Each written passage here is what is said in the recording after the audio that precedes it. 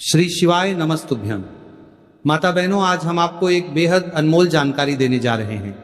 25 जुलाई आषाढ़ महीने की शनिवार को पड़ने वाली देवशयनी एकादशी के शुभ अवसर पर यदि आप एक विशेष उपाय कर लेते हैं तो आपके जीवन से गरीबी हमेशा के लिए समाप्त हो सकती है। इन पौधे में चमत्कारी गुण होने के साथ साथ इनमें बहुत से ऐसे औषधीय गुण हैं जिनका उपयोग विभिन्न प्रकार की बीमारियों को हमेशा के लिए नष्ट करने के लिए किया जाता है। साधारण भाव में हम इन पौधे को पारस पथरी के समान कह सकते हैं, क्योंकि इनके छूने मात्र से हमारी गरीबी दूर हो जाती है। और अगर आप इन पौधों की जड़ को आषाढ़ महीने के देवशयनी एकादशी दिन हमारे नियम अनुसार बताए गए नियमों द्वारा घर ले आते हो और उसका उपयोग हमारे बताए हुए नियम द्वारा कर लेते हो तो आपको अमीर बनने से दुनिया ही कोई ताकत नहीं रोक सकती। 1 महीने के अंदर करोड़पति बन जाओगे। आपके घर में जो दाना आएगा उसमें वृद्धि होगी। आपकी 7 पुश्तों तक करेंगे। रूपों पैसों पर राजभक्तों में महादेव की सौगंध खाता हूं। अगर आपने इस वीडियो को सच्चे हृदय से देखा तो आपकी हर मनोकामना इच्छा पूरी होगी। आज मैं आपको इस वीडियो में इन पौधे से जुड़ा एक ऐसा चमत्कारी गुण बताऊंगा, अगर आपने उस कर लिया तो यह मानिए आपकी जिंदगी प्रबल हो जाएगी। आपके घर में धन आने सभी रास्ते खुल जाएंगे, हर मनोकामना पूरी होगी जाएंगे। घर में इतना धन आएगा कि वह खर्च होने के बाद भी समाप्त नहीं होगी। बस जो उपाय आपको बताया जाए वह उपाय कर लेना। पर भक्तों, आपसे एक छोटा सा अनुरोध है कि वीडियो को पूरा देखने पर ही लाभ की प्राप्ति होगी और इस तरह से हम आपको उपाय बताएंगे। उसी तरह से अगर आपने कर लिया तो सच्चे हृदय से जो भी भक्त उपाय करता है उसे लाभ जरूर प्राप्त होता है। भक्तों, आपकी जानकारी के लिए यह आषाढ़ देवशयनी एकादशी बहुत ही शक्तिशाली होने वाली है, क्योंकि इस दिन आप जो भी उपाय करोगे वह कारगर सिद्ध होते हैं और लाभ ही लाभ होता है। एकादशी के दोनों में जो भी चमत्कारी पौधा हम आपको बताएंगे, ये सभी पौधे जागृत अवस्था में होते हैं और प्रत्येक पौधे में किसी ना किसी देवी देवता विराजमान होते हैं, उनकी शक्ति होती है। भक्तों, अगर आप इस पौधे की जड़ को घर ले आते हो तो भगवान विष्णु के साथ साथ धन की देवी माता लक्ष्मी से आपको अपार धन सुख की प्राप्ति होगी। भक्तों, आज हम आपको जिस जड़ी बूटी के बारे में मैं बताने जा रहे हैं उसे अमृत बूटी भी कहते हैं। यूं कहे कि संजीवनी बूटी के समान है, इसलिए जड़ी बूटी को मामूली समझने की भूल भी मत करना। यह कोई साधारण जड़ी बूटी नहीं है।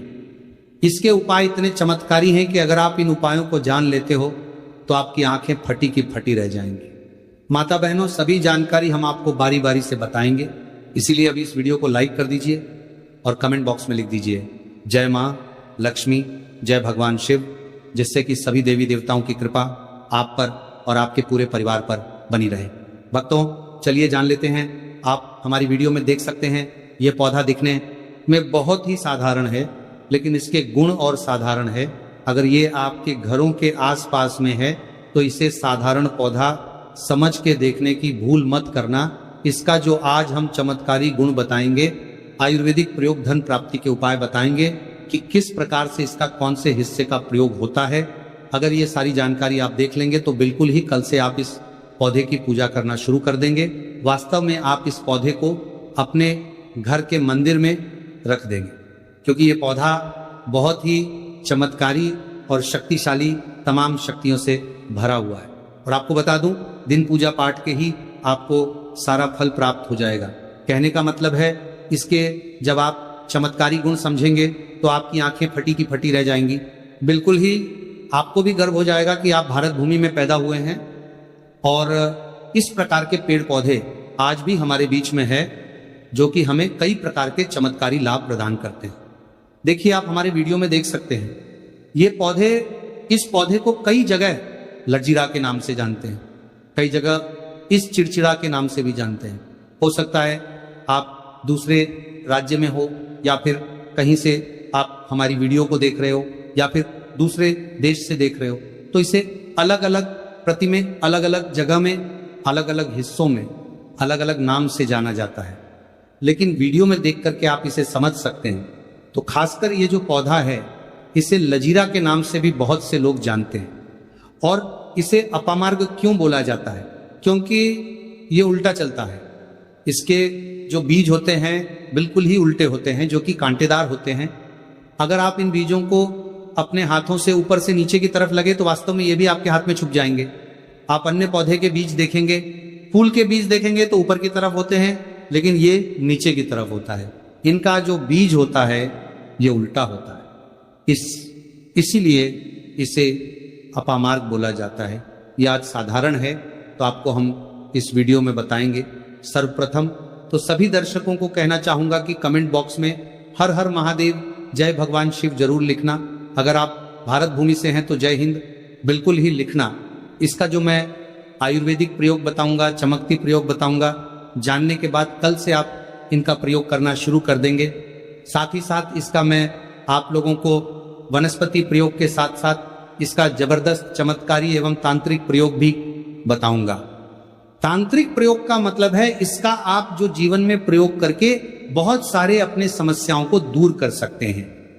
तो सर्वप्रथम इसके बारे में मुझे ज्ञान का प्राप्त हुआ जब हम वैष्णो देवी माता के दर्शन के लिए गए थे। तब हमें वहां पर एक महात्मा मिले थे जो कि अपनी साधना में बैठे हुए थे। तो हमने उनसे इस पौधे के बारे में पूछ लिया था। हमने उनसे पूछा तो हमें यह बताइए, आप लोग 1 महीने तक बिना जल ग्रहण किए हुए किस प्रकार से साधना करते हैं? तो उस संत महात्मा ने हमें स्वयं ही बताया कि जो चिड़चिड़ा नाम का पौधा होता है, इसके बारे में आप मुझसे पूछ रहे हैं, जिससे आप लोग अपामार्ग के नाम से जानते हैं या फिर इसके कई प्रकार के नाम होते हैं। तो उसने हमें बताएं कि हम उनके बीच का ध्यान से सुना। आज भी जंगल में महात्मा जितने भी लोग हैं, संत महात्मा जंगल में रहने वाले जो कि शिव की साधना करते हैं, वो भोले भोले बाबा की साधना में लीन रहते हैं और सिद्धियां प्राप्त करते हैं। तो हमें वहां महात्मा वैष्णो देवी के दरबार में मिले थे। उसके बाद वो साधना करने के लिए ही बैठे थे। तो हमने उनसे ये पूछ लिया था। तब उन महात्मा ने हमें बताया कि उनके के बीज की खिचड़ी बनाया जाता है और उनके 2 चम्मच खिचड़ी खाना होता है। अगर आप उनके बीज का खिचड़ी बना करके 2 चम्मच खा लेते हैं तो आपको 1 महीने तक भूख प्यास नहीं लगती। तो संत ने हमें बताया कि 1 महीने तक हमें भूख और प्यास नहीं लगती। फिर हम लंबे समय तक जब साधना करते हैं, हमारे धर्मशास्त्रों में यह भी कहा जाता है, जो मनुष्य साधना करके भोलेनाथ को प्रसन्न कर लेता है तो उसके सारे दुख दर्द कष्ट दूर हो जाते हैं। जिस इंसान के ऊपर भोले बाबा का आशीर्वाद प्राप्त होता है वह इंसान सबसे धनी श्रेष्ठ बुद्धिमान होता है। वैसे तो भोले बाबा थोड़ी सी पूजा पाठ में ही प्रसन्न हो जाते हैं, लेकिन कुछ ऐसे नियम हैं इसके प्रयोग से उनकी पूजा करने से लाभ की प्राप्ति होती है। तो उन महात्मा ने हमें बताया कि इस पौधे के जड़ में माँ गंगा का वास होता है। जी हाँ, बिल्कुल ही माँ गंगा का वास होता है। और यह भी माना जाता है कि प्राचीन ग्रंथों में भी लिखा है कि अमृत की कुछ बूंद इसकी जड़ में पड़ी थी, इसलिए यह पौधा अमर है। यह पौधा काफी साल पुराना है और इस युग में भी यह पौधा आपको आसानी से देखने के लिए मिलता है जाएगा। इसलिए आयुर्वेदिक में इस पौधे को संजीवनी बूटी के नाम से जाना जाता है। भक्तों, आपको क्या करना है, नवरात्रि के समय जिस स्थान पर आप माता रानी की पूजा करते हैं उस स्थान पर आपको जाना है। इन पौधों की जड़ को लेकर आपको इस पौधे की जड़ को हाथ में लेकर 7 परिक्रमा कर लेना है और उसे रात को आपको अपने घर की तिजोरी में लाल कपड़े में बांधकर रख देना है। इससे आपके घर में धन दौलत पैसे की कमी कभी नहीं होगी, वह उसमें सुरख बढ़ता ही जाएगा। हमें आपको इसके खोज दिए आयुर्वेदिक गुण बताऊंगा। उसके खोज के गुण बहुत ही महत्वपूर्ण है। इसीलिए आज भी लोग जो धार्मिक लोग रहते हैं, आपके यहाँ कोई लोग इसके दातून करते हैं कि नहीं? जो बहुत से पुराने जो सयाने बुजुर्ग लोग हैं, जिसे हम बुजुर्ग के नाम से भी जानते हैं, ओल्ड मैन कहा जाता है, पुराने जो व्यक्ति है काफी पुराने, तो ऐसे व्यक्ति इसकी जड़ की दातून करते हैं। क्यों करते हैं? क्योंकि इसके जड़ में गंगा मैया का वास होता है। अमृत की कुछ बूंद गिरी थी। ये सर्वप्रथम जानते हैं। इसका आयुर्वेदिक प्रयोग जानेंगे। इनका चमत्कारी प्रयोग, आयुर्वेदिक प्रयोग सर्वप्रथम बताना चाहूंगा। अगर इसकी जड़ का दातून किया जाए, जिससे लंबे समय से दांतों में पारियां हैं, दांतों में दर्द बना रहता है, किसी कारणवश डॉक्टरी इलाज नहीं कर पा रहे या फिर डॉक्टरी दवा खा रहे हैं, फिर भी दांतों में दर्द बना हुआ है, ठीक नहीं होता है, तो केवल इसकी दातून करने मात्र से, केवल इसके दातून करने मात्र से दांतों में जितने भी कीड़े हैं, बैक्टीरिया है, जिसके कारण आपके दांतों में दर्द बना रहता है, वह दर्द इसके दातून करने से केवल 15 दिनों तक उनकी आपको रेगुलर दातून करना है। 2 से 3 दिनों में इसके रिजल्ट मिल जाएंगे, दांतों के दर्द समाप्त हो जाएंगे। तो उसके दातून करने से आप दांतों के पीलापन को भी जड़ से समाप्त करते हैं। जिनके दांतों में पीलापन है, लोग जिनका मजाक उड़ाते हैं, जिनके खुद के ही परिवार के लोग बेइज्जती कर देते हैं, बेइज्जती का जिन लोगों को सामना करना पड़े, जिनके दांत काफी पीले हैं, गंदे हैं, ऐसे व्यक्ति को भी इससे दातून जरूर करना चाहिए।